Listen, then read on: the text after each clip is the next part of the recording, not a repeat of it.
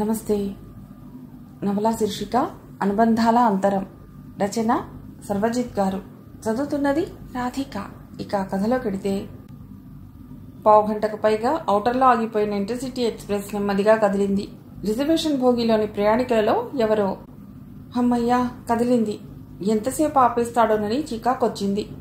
15 రోజుల క్రితం వచ్చినప్పుడు 40 నిమిషాలు ఆపేశాడు అన్నారు. అవునవును అంటూ కోరస్గా కొన్ని గొంతులు కలిశాయి. కొందరు పైనున్న బ్యాగులు, ఇతర లగేజీలు దింపుకుంటున్నారు. అలాగే సీట్ల కింద ఉన్న సామానుని తీసుకుంటున్నారు. అప్పటికే కొందరు భోగి గుమ్మం దగ్గర తోసుకుంటూ గుమిగూడిపోయారు. రైలు ఎప్పుడు ప్లాట్ఫామ్ మీదికి వస్తుందా, అమాంతం దిగేద్దామని.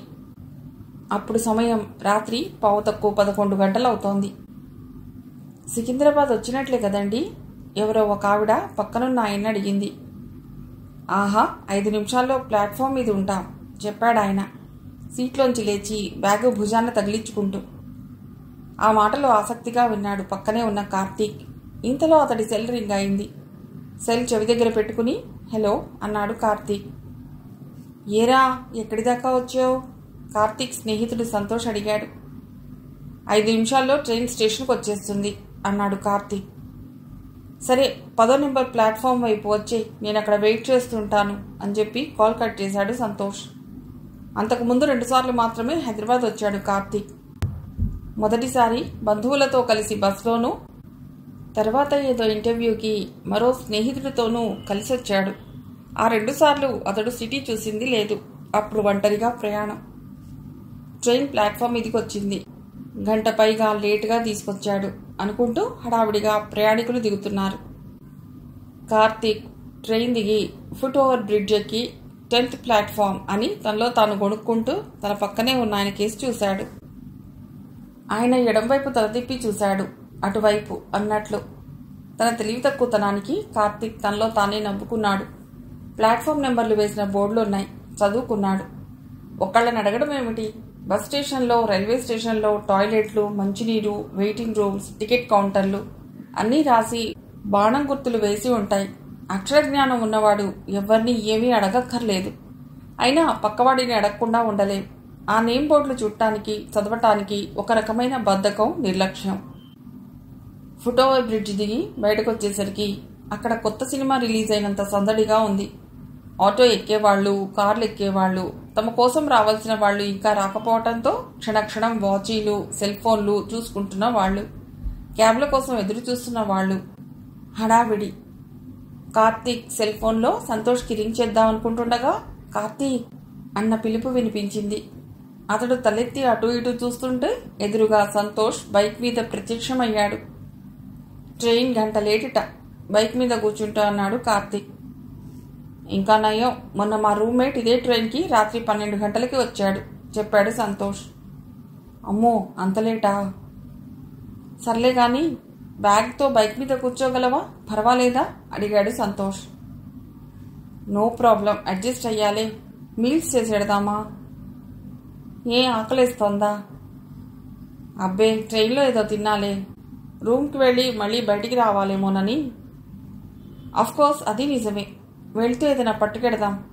వీకెండ్స్ అంటే జనరల్గా రూమ్స్లో కుకింగ్ పెట్టుకోం, ఎవరికి నచ్చింది వాళ్ళు బయట తినేస్తాం అంటూ బైక్ స్టార్ట్ చేశాడు సంతోష్.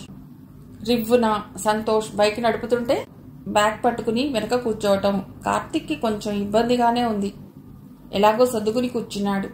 శనివారం కావటం, పైగా రాత్రి 11 గంటలు కావస్తుండటంతో రోడ్లు ఒక విధంగా ఖాళీగానే ఉన్నాయి. ఇదే పగలైతేనా ట్రాఫిక్తో చచ్చేవాళ్ళం.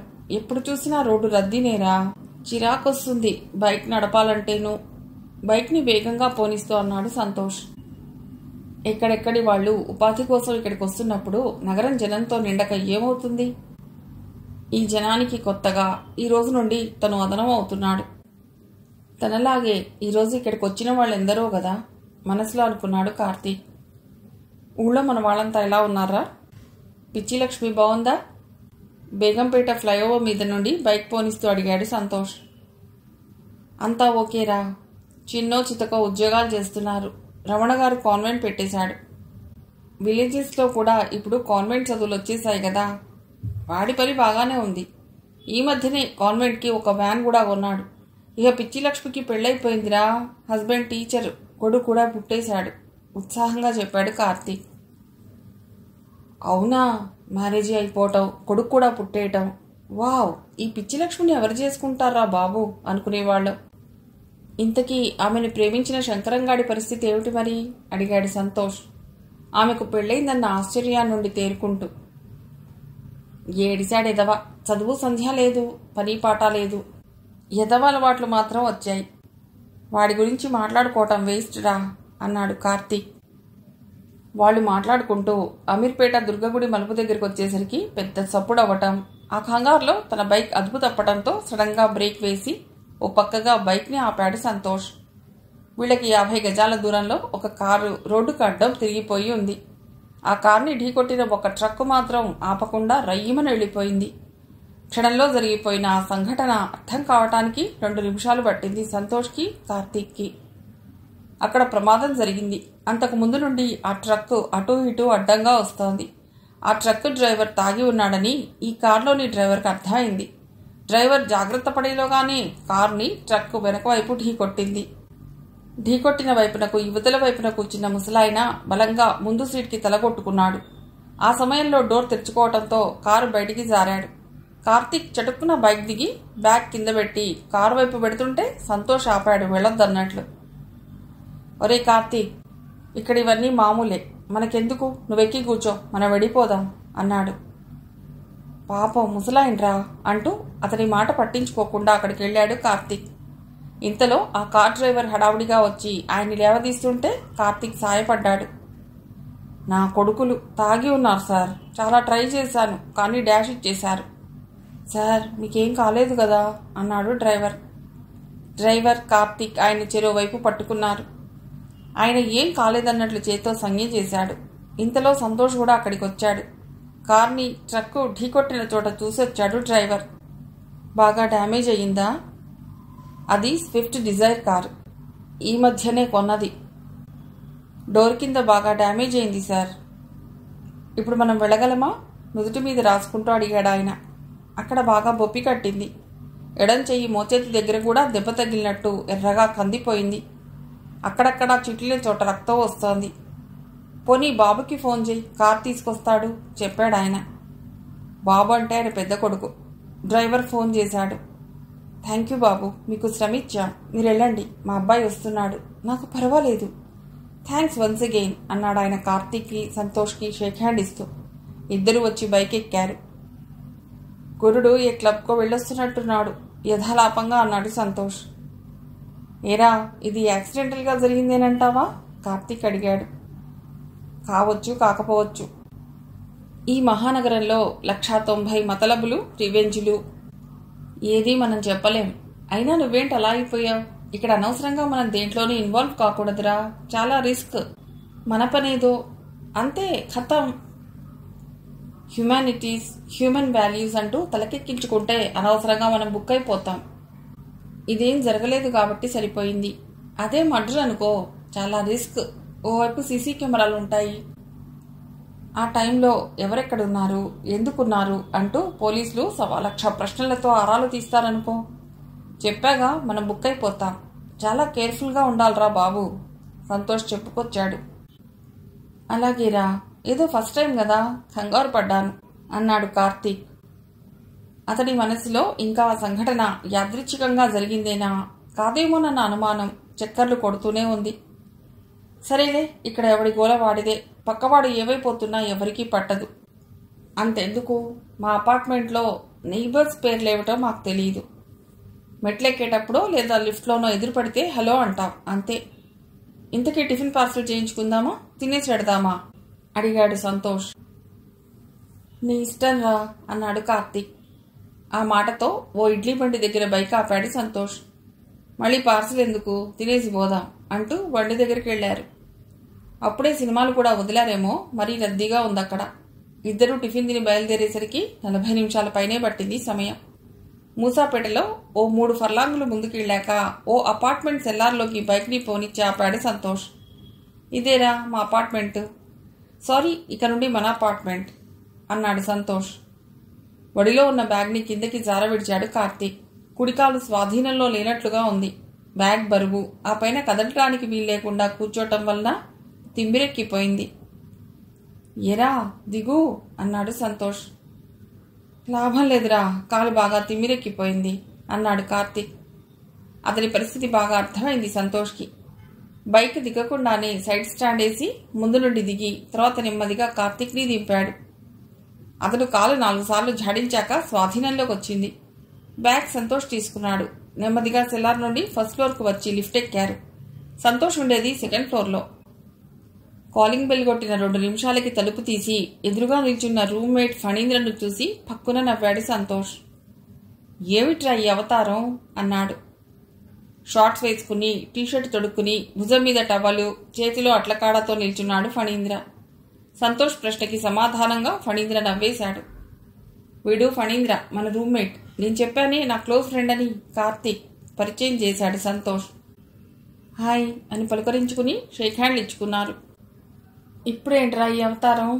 టైం ఎంతైందో తెలుసా? అర్ధరాత్రి దాటింది. సంతోష్ అడిగాడు. ఉప్మా చేసుకుంటున్నాం అన్నాడు ఫణీంద్ర. ఇప్పుడా? తినాలనిపించింది, చేసుకుంటున్నాం అన్నాడు ఫణీంద్ర సంతోష్కి కనిపించేలా నుదురు చిట్లిస్తూ. సంతోష్కి పరిస్థితి అర్థమైంది. నెలాఖరు కావటంతో జేబులు ఖాళీ. సెకండ్ షో సినిమాకి వెళ్ళుంటారు. వస్తూ ఏ ఇడ్లీలో దోశలో తినుంటారు. కడుపు నిండి ఉండదు. ఉప్మా కార్యక్రమం పెట్టారన్నమాట అనుకున్నాడు. ఇంతలో మంచం మీద వెల్లకిలా పడుకున్న మరో రూమ్మేట్ శ్రీకర్ లేచొచ్చాడు. అతడికి కార్తీక్ని పరిచయం చేశాడు సంతోష్. ఏరా, మీరు తింటారా ఉప్మా? కొంచెం టేస్ట్ చేయండి అని కిచెన్లోంచి అడిగాడు ఫణీంద్ర. ఆ మాటకి కార్తీక్ కేసు చూశాడు సంతోష్. వద్దురా, కడుపు నిండుగా ఉంది అన్నాడు కార్తీక్.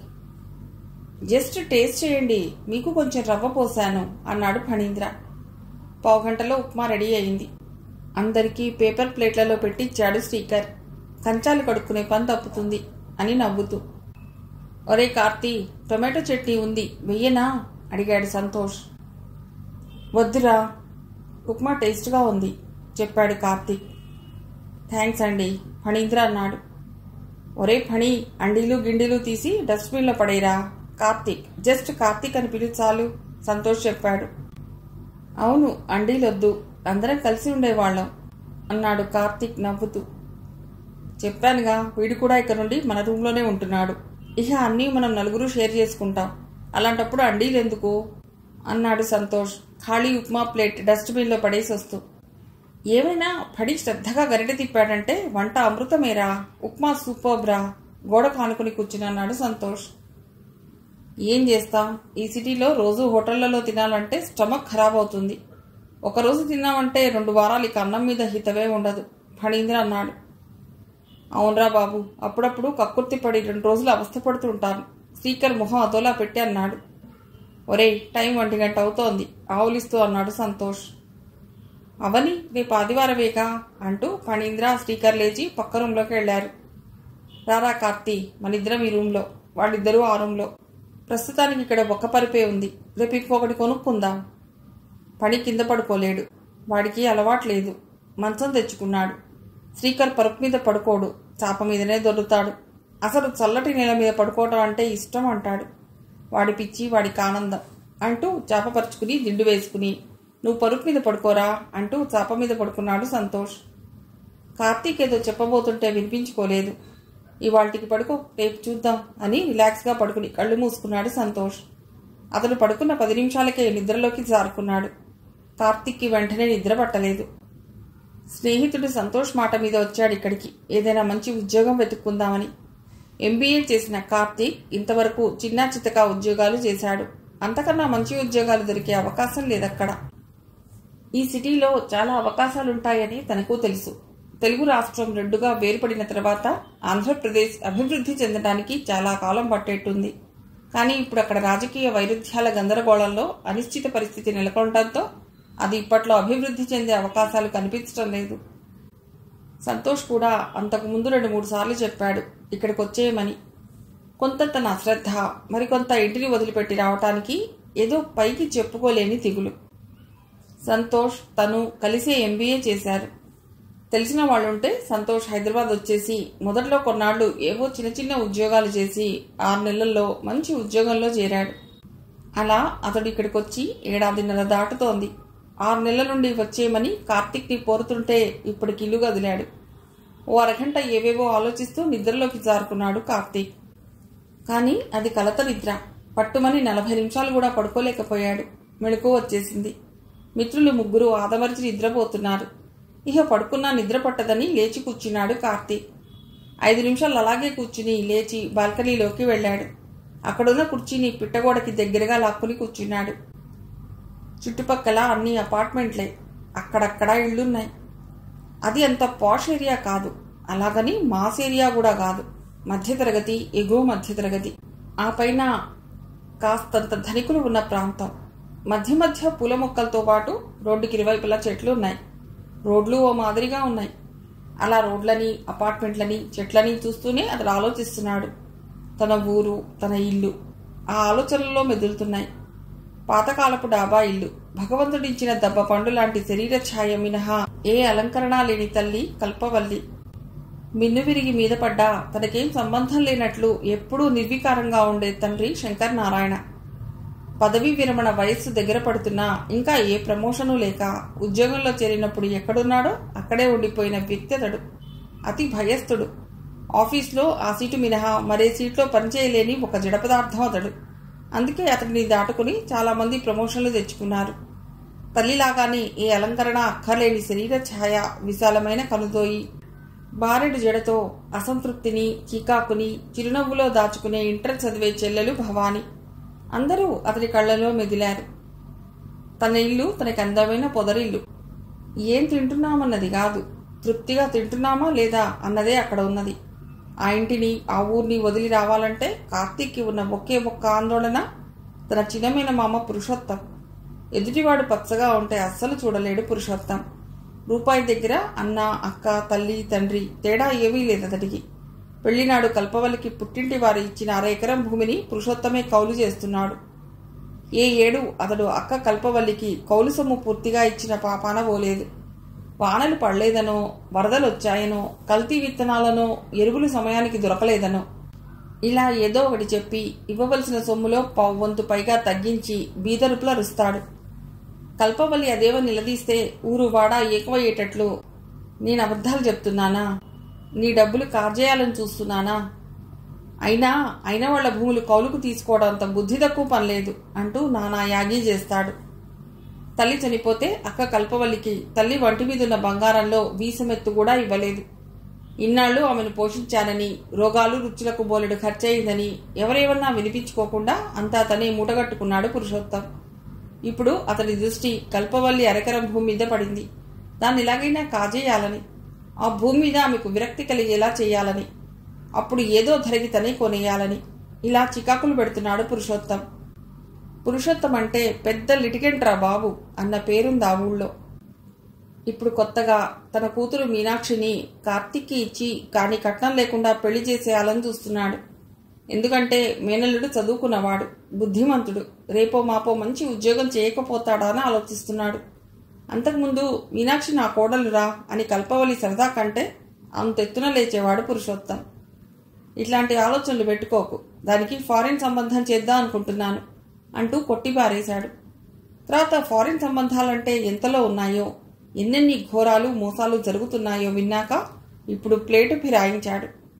తన కూతుర్ని కార్తీక్ ఇచ్చి, అలాగే తన కొడుక్కి కార్తీక్ చెల్లెలు భవానీని చేసుకుని వాళ్లకున్న 1/2 ఎకరం భూమిని కట్నంగా లాగేయాలని, అలాగే ఆ ఇంట్లో భవానీ వాటాగా సగం కొట్టేయాలని ఇలా చాలా ఆలోచనల్లో ఉన్నాడు పురుషోత్తం.